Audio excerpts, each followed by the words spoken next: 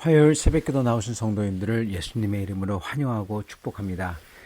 오늘 하나님 말씀은 가인을 향한 사랑이라는 제목으로 창세기 4장 1절부터 15절 말씀을 전하도록 하겠습니다. 아담이 그의 아내 하와와 동침하매 하와가 임신하여 가인을 낳고 이르되 내가 여호와로 말미암아 득남하였다 하니라. 그가 또 가인의 아우 아벨을 낳았는데 아벨은 양치는 자였고 가인은 농사하는 자였더라. 세월이 지난 후에 가인은 땅의 소산으로 제물을 삼아 여호와께 드렸고 아벨은 자기도 양의 첫 새끼와 그 기름으로 드렸더니 여호와께서 아벨과 그의 제물은 받으셨으나 가인과 그의 제물은 받지 아니하신지라. 가인이 몹시 분하여 안색이 변하니 여호와께서 가인에게 이르시되 내가 분하여 함은 어찌 됨이뇨 안색이 변함은 어찌 됨이냐. 내가 선을 행하면 어찌 낫을 들지 못하겠느냐. 선을 행하지 아니하면 죄가 문에 엎드려 있느니라.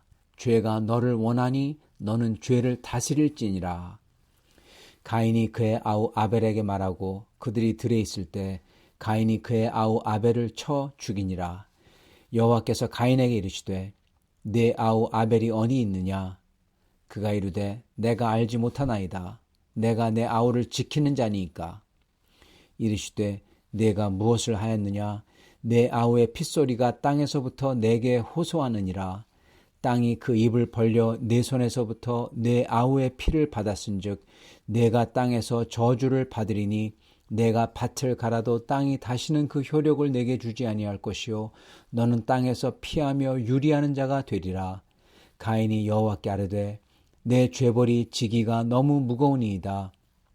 주께서 오늘 이 지면에서 나를 쫓아내시온즉 내가 주의 낯을 배웁지 못하리니 내가 땅에서 피하며 유리하는 자가 될지라. 무릇 나를 만나는 자마다 나를 죽이겠나이다. 여호와께서 그에게 이르시되 그러지 아니하다. 가인을 죽이는 자는 벌을 7배나 받으리라 하시고 가인에게 표를 주사 그를 만나는 모든 사람에게서 죽임을 면하게 하시니라. 아멘. 오늘 말씀의 제목은 가인을 향한 사랑입니다. 세월이 지나서 이 하와는 하나님의 도우심으로 아들을 얻게 됩니다. 그리고 첫 아들의 이름을 가인, 획득하다, 얻다라는 뜻이죠. 그렇게 내가 아들을, 내가 남자를, 내가 인간을 획득했다, 내가 낳았다. 그렇게 말을 하는 것입니다. 그게 가인입니다. 그리고 두 번째 아들 아벨, 아벨의 이름은 허무 또는 공허입니다. 이게 이 이름이 굉장히 어떻게 보면은 상징성이 있습니다. 아벨이 금방 죽었기 때문에 허무, 공허 그런 뜻도 있지만 어떻게 보면은 하와가 둘째를 낳고 나서는 허무하다, 공허하다 그러한 뜻도 되고요. 그렇지만은 둘째를 낳고 나서는 이제 첫째 때와는 마음이 어떻게 보면은 겸손해진 겁니다. 네. 왜냐하면 첫째 아들의 이름은 획득하다, 내가 얻었다 이거든요. 그리고 성경을 보면은 내가 이 아들을 낳았다, 여호와를 말미암아 아들을 낳았다 그렇게 나오지만은 이 원어는요, 내가 하나님으로 말미암아 내가 인간을 내가 낳았다입니다. 즉 자기가 하나님의 물론 도움을 받았지만은 자기가 하나님 같다는 겁니다. 지금 하와의 교만입니다. 교만으로 죄를 진 하와가 그 교만이 그 죄가 여기서 그대로 나오는 것입니다. 그래서 내가 마치 하나님처럼 내가 아기를 낳았다는 겁니다. 이 여자들은 아기를 낳은 다음에 굉장히 어떻게 보면은 그 곱던 수줍던 그러한 처녀들이 굉장히 아줌마가 됩니다. 굉장히 세집니다. 그게 그런 것처럼 지금 하와는 자기가 아들을 낳음으로 인해서 기세가 등등해진 거예요. 내가 인간을 내가 만들었다 이겁니다. 그런데 둘째를 낳았을 때는 바뀌었어요. 허무 공허, 즉 이렇게 낳아도 이게 내가 인간을 만든 게 아니구나 하고 깨달은 거죠. 자, 그랬는데 그 아들들이 그 이름값을 한다는 겁니다. 성경에 보면은 그 이름들이 그 이름값을 하는 것을 항상 볼 수가 있습니다. 가인이 이름값을 합니다. 가인은 교만으로 낳은 아들이에요. 그래서 가인도 그 교만이 가득합니다. 오늘 그게 바로 나오는 것입니다. 그게 가인이 죄를 졌던 그 근본에 밑에 깔려있던 것입니다. 세월이 지나고 가인과 아벨이 하나님께 제물을 드리죠. 하나님께, 즉 자기들이 이제 부모님에게 품에서 떠나서 자기들이 직접 하나님에게 이 예배를 드리는 겁니다. 아버지 어머니 밑에서 드린 게 아니라 이제 자기들이. 가인은 농작물로 드렸고 아벨은 가축으로 제사를 드렸습니다. 이때 하나님은 가인의 제사를 받지 않으셨다고 합니다. 주님이 안 받은 이유가 뭘까 생각해 볼 때 보면요, 아벨은 양을 잡아서 드렸고 가인은 농작물을 드렸다, 그렇게 나옵니다. 많은 사람들은 이게 피를 흘려야 되기 때문에 그래야지 죄가 속죄가 되지, 그렇기 때문에 피를 흘린 아벨 것은 하나님이 받으시고 그리고 속죄하지 않는, 피를 흘리지 않은 가인 것은 하나님이 안 받으셨구나, 그렇게 생각을 하곤 합니다. 그게 그렇게 생각할 수도 있습니다. 그러나 말씀 내용을 보면요, 하나님께서 그 다음에 말씀하시는 것을 보면은 가인이 피를 흘리지 않아서, 양을 안 바쳐서 하나님이 제사를 안 받은 게 아니라는 것을 알 수가 있습니다. 자, 주님께서 이렇게 말씀하십니다. 6절에 여호와께서 가인에게 이르시되 내가 분하여 함은 어찌 됨이며 안색이 변함은 어찌 됨이냐, 내가 선을 행하면 어찌 낯을 들지 못하겠느냐. 선을 행하지 아니하면 죄가 문에 엎드려져 있느니라. 선을 행하면 어찌 주님이 받지 않겠냐고 하십니다. 즉 가인이 평상시에 선이 없다는 겁니다. 그 속에. 아까 말씀드렸죠. 그 교만의 아들이라고 그랬죠. 하와가 교만 가운데 낳은 아들. 그리고 항상 그 아들은 그 이름대로 행동을 하는 겁니다. 교만하게 행동하는 겁니다. 그래서 선을 행하지 않는 거예요. 그러니까 주님께서 그걸 받지 않았다는 겁니다. 주님이 가인의 제사를 안 받은 이유는 그게 양이나 곡식 그 때문이 아니라 결국 가인이 선을 행하지 않고 그 속에 죄가 들어있기 때문에 못 받으셨다는 거예요. 죄가 속에 숨어서 웅크리고 있다는 겁니다. 이 말은 가인은 겉으로는 숨어서 웅크리고 있다는 말은 겉으로는 주님을 경배하는 듯 하지만 속에는 그게 아니라는 거예요. 안 그런 척 하면서 숨어 있다는 겁니다. 속마음은 죄가 그 속에 교만이 들어있다는 겁니다. 그리고 그게 맞는 게, 그가 결국 가서 아벨을 죽이는 이유는 그의 교만, 자기의 우월함, 이것을 못 이기고 그거 갖다가 죽일 수밖에 없는 거죠. 자기를 갖다 뛰어넘는 것 같으니까.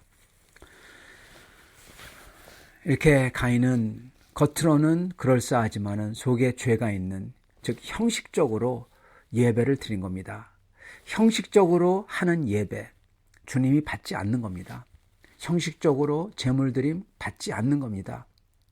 그러나 아벨은 양의 첫 새끼를 드렸대요. 자기에게 가장 귀한 겁니다. 자기에게 가장 귀한 것을 드렸어요. 그랬을 때 주님은 아주 기쁘시게 받았다는 겁니다. 여러분, 저희도요, 이게 예배의 원칙입니다. 이게 여기 오늘 말씀에 나오는 겁니다. 우리가 겉으로 그럴싸하게 드리는 예배는 아무 소용이 없습니다. 속마음이 중요한 것입니다. 어떤 사람은 계산하면서, 그러면서도 계산하고 나서 많은 것을 드린다. 그러면 그런 거 좋지 않습니다. 작건 크건 상관이 없어요. 그러나 우리의 최선의 것, 최상의 것을 주님께 드릴 때 이게 진정으로 정말 높은 분을, 제일 높은 분을 귀히 여기는 행동이잖아요. 사랑입니다. 그게 주님을 사랑하는 거예요. 이것을 주님이 기쁘게 받으시는 것입니다. 우리는 그렇기 때문에 진정으로 주님 앞에 정말 주님을 사랑하려고 귀한 것으로서 저의 최선을 다해서 예배를 드려야 되고요. 그리고 겉으로 그럴싸하게 형식적으로 드리는 게 아니라 마음에서부터 진심으로 드려야 되는 것입니다. 이때 주님께서 받으신다는 겁니다. 저희를 만나주시고, 그리고 만나주시면은 주님이 뭐 하십니까? 만나서 가만히 있지 않으시죠. 주세요. 우리의 부모님, 그리고 우리를 사랑하는 분들 보면은 어르신들은 항상 주십니다. 그죠? 자식을 만나서 하나라도 더 주고 싶어요. 하나님도 마찬가지입니다. 주님께서 우리를 만나 주실 때 주님은 주시는 겁니다. 뭐를 주십니까? 은혜를 주시는 것입니다.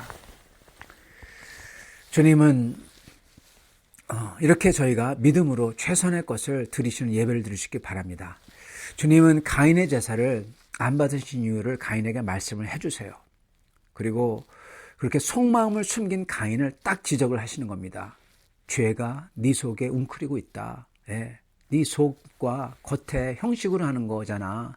다르다. 그렇게 지적을 합니다. 지적을 딱 하니까 자기의 속이 드러나니까 분노에 찹니다.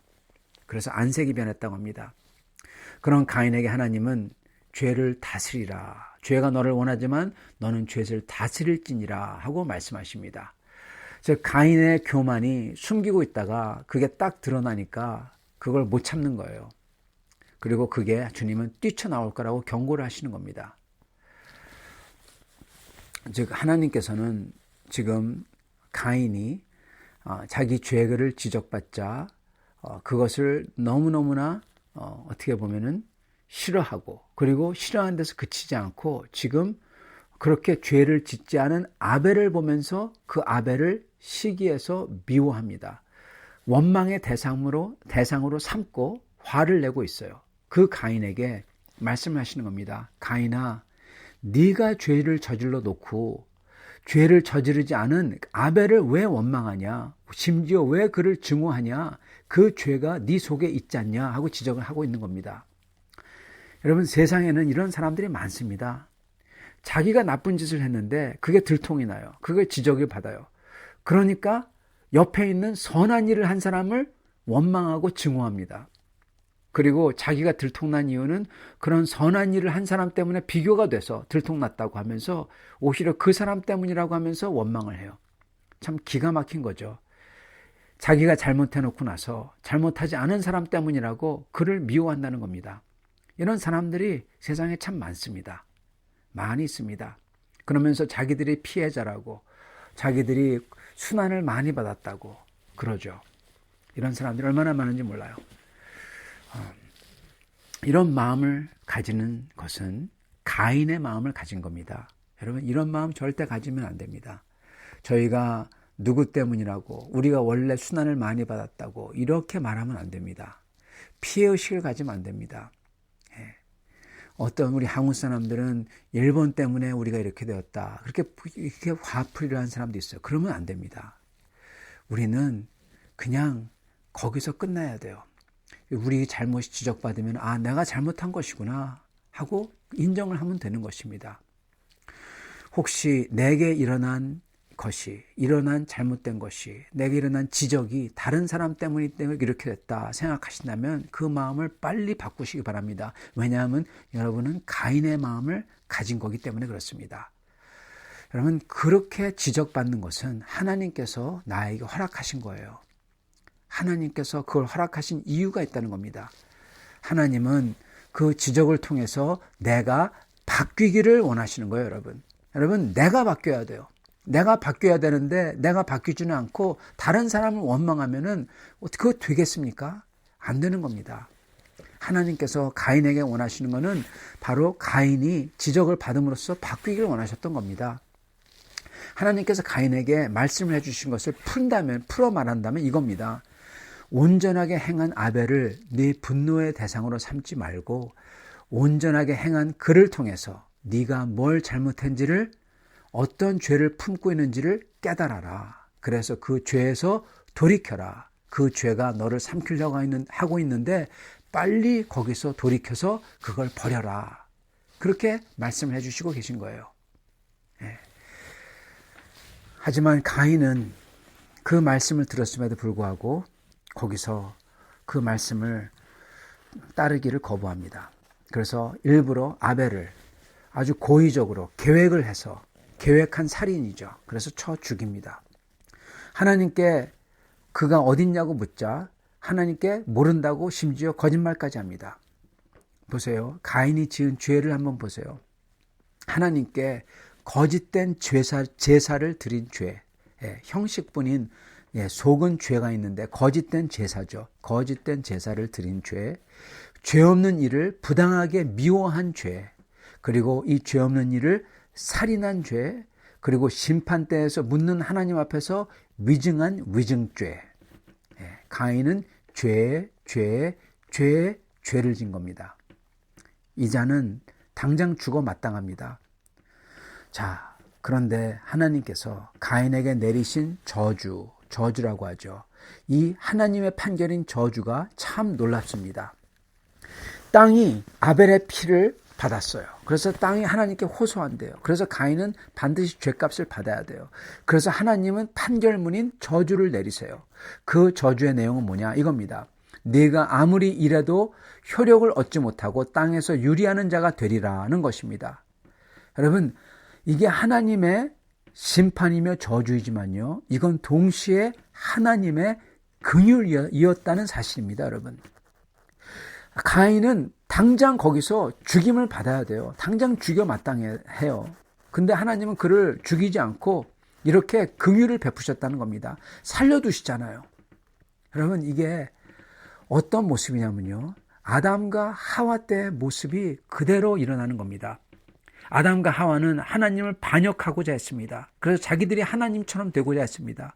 그랬던 아담과 하와를 하나님은 그 자리에서 죽이시지 않고 이 땅에서 자연적으로 수명이 다할 때까지 살 수 있도록 배려해 주세요. 땅에서 경작하면 적어도 열매를 수확할 수 있도록 배려해 주세요. 심지어 그런 반역자들을 위해서 죄 없는 짐승, 여태껏 죽음을 모르고 살던 짐승들, 그 짐승들을 죽이십니다. 양을 죽여서 그 가죽으로 옷을 만들어 그 양 가죽으로 그들을 입혀주시고 내어 보내십니다. 여러분, 그런 다음에 이렇게 죄를 더한 가인을 그가 비록 방황하며 고달픈 인생을 살도록 심판을 하시지만 그가 살 수 있도록 해주세요. 그리고 그가 죽지 않도록 심지어 하나님께서 그를 죽이려고 하는 자에게는 7배나 더 하시겠다 하면서 그를 보호까지 해주신다는 겁니다. 여러분, 이러한 하나님의 모습을 볼 때요, 혹시 누가 떠오르는 분이 있지 않나요? 네, 바로 예수님이십니다. 네. 예수님께서 죄인들을 만나셨을 때 그들을 꾸짖지 아니하고 치유해 주시고 귀신을 쫓아내 주시고 먹여 주시고 그리고 말씀으로 가르쳐 주십니다. 여러분, 그 사마리아 여인을 만났을 때 주님께서 꾸짖지 아니하시고 그에게 말씀으로 가르쳐 주세요. 여러분, 그 예수님의 인격을 이곳 창세기에서 지금 저희가 보게 되는 겁니다. 우리 주님은 이렇게 처음서부터 긍휼과 은혜의 하나님이라는 겁니다. 우리가 하나님을 잘 알아야 됩니다. 사람들은 하나님을 무섭다, 두려운 분이라 하는데 하나님은 처음부터 이렇게 긍휼과 은혜의 주님이셨던 것입니다. 결국 가인은 하나님의 심판인 저주를 받습니다. 그래서 아무리 수고해도 넘어설 수 없는 인간의 한계로서 고달픈 인생을 살 수밖에 없는 삶이 됩니다. 떠도는 인생이 되죠. 자, 그러나 위에서 보듯이 이 하나님의 저주는 하나님의 사랑이 담겨 있다는 것입니다. 하나님께서는 가인을 배려하신 것뿐 아니라 사실은 하나님은 가인을 사랑하시기 때문에 저주를 선포한 거예요. 왜냐하면 가인이 자기 범죄를 저질렀기 때문에 하나님께 받은 저주 때문에 이제 자기가 아무리 수고해도 넘어설 수 없는 한계가 있잖아요. 그 한계를 느낄 때 가인으로 하여금 그 한계 때문에 하나님을 찾고 돌아오도록 하신 거라는 겁니다. 하나님은 가인을 죽이시지 않으세요. 그 대신에 가인이 그 자기의 심판 때문에, 그 자기가 받는 그 저주 때문에 하나님께 살려달라고, 하나님께 도와달라고, 하나님을 찾도록, 하나님께 돌아오도록 그렇게 배려하신 겁니다. 왜요? 가인을 살리기 위해서. 이건 하나님의 사랑인 것입니다. 사랑하는 성도 여러분, 우리 하나님은 아벨을 사랑하셨습니다. 아벨을 기쁘시게 받으셨습니다. 그러나 끔찍한 죄를 저지른 이 가인마저도 우리 하나님은 사랑하시고 그가 돌아오기를 기다리셨다는 것입니다. 마치 그 탕자를 보낸 아버지가 탕자를 기다린 것처럼 우리 하나님은 기다리셨다는 것입니다. 성도 여러분, 우리 하나님을 오늘 다시금 보게 됩니다. 이 하나님을 아는 하나님께서 우리를 지적하실 때, 우리에게 어려움을 허락하실 때, 우리가 정말 부끄러운 것을 당할 때 그걸 통해서 우리가 돌이키시를 원하시는 것입니다. 오늘 우리가 다시금 우리 자신을 돌이켜 주님 앞에 나아갈 수 있기를 바랍니다. 그럴 때 주님께서 우리를 바꿔주시고 온전하게 해주실 것입니다. 이렇게 나아가시는 여러분과 저가 될 수 있기를 예수님으로 축원합니다. 같이 기도하겠습니다. 주님, 감사와 찬양을 드립니다. 우리 주님께서는 우리가 생각했던 것 그 이상으로 너무나 좋으신 분이고 너무나 긍휼하신 분이시고, 그리고 심지어 주님의 판결과 저주 속에서도 주님의 사랑이 깃들어 있다는 것을 깨닫게 하시니 주님 감사합니다. 주님, 주님이 주신 것, 그게 심지어 저주라도, 심지어 그게 심판과 주님 그 판결이라도 저희가 그것을 받으면서 주님을 찾도록 하여 주시옵소서.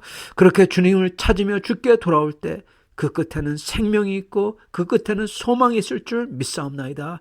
이 소망의 주님, 생명의 주님, 오늘 저희를 돌이키게 하여 주시옵시고, 저희가 주님 앞에 나아갈 때 주님께서 저희를 바꿔주시고 온전하게 해주시길 소원하오며 우리 주 대신 예수 그리스도 받들어 기도드리옵나이다. 아멘.